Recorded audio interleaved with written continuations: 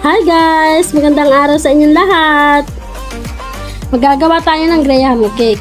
Birthday kasi ng apo kong si Sela bukas. At yun talaga ang pinaka gusto niyang maging cake niya. At lagi niyang nire-request sa akin na graham cake daw. 3 all-purpose cream. Ibibit muna natin sa mixer hanggang mag-double in size. Pagkatapos, i-add na natin ang 2 lata ng condensed milk.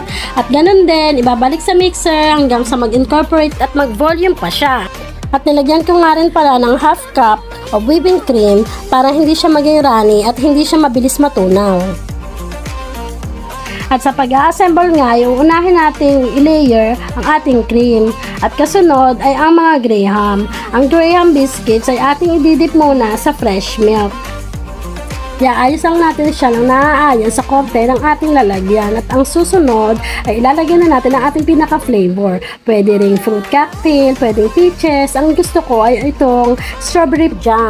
Para maiba naman kasi noong last month, nagawa rin ako at fruit cocktail ang nilagay ko. Ngayon ay strawberry jam. Ginawa ko lang din siya. Niluto ko siya sa mahinang apoy with 1 cup of sugar at pinainit hanggang kumulo at hanggang sa maging thick na siya at nilagyan ko lang ng cornstarch. 2 kutsarang cornstarch sa 5 kutsarang tubig. At hayaan lang sa medium fire ng ilang minuto pa, maybe 2 or 3 minutes para maluto ang cornstarch. At palalamigin na natin ito, mas mabuti sana kung overnight natin siyang ilalagay sa ref para siguradong siya ay talagang malamig na.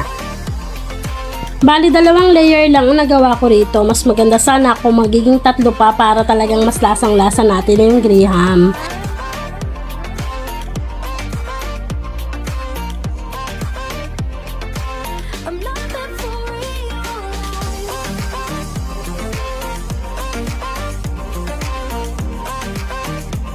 At ayan nga, at malapit na tayo matapos, binudburan ko lang ang gilid ng mga graham crumbs para siya ay mas magandang tingnan. At since nga gusto ng apo ko ang graham, talagang dinamihan ko siya at para sure na sure, masasayahan siya sa ginawa kong cake para sa kanya.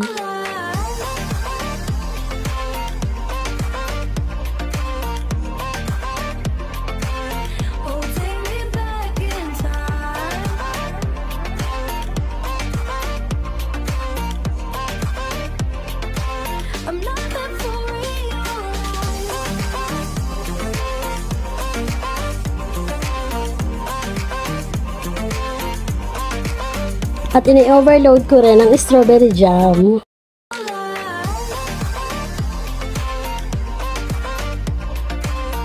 Okay, till here. Thank you for watching.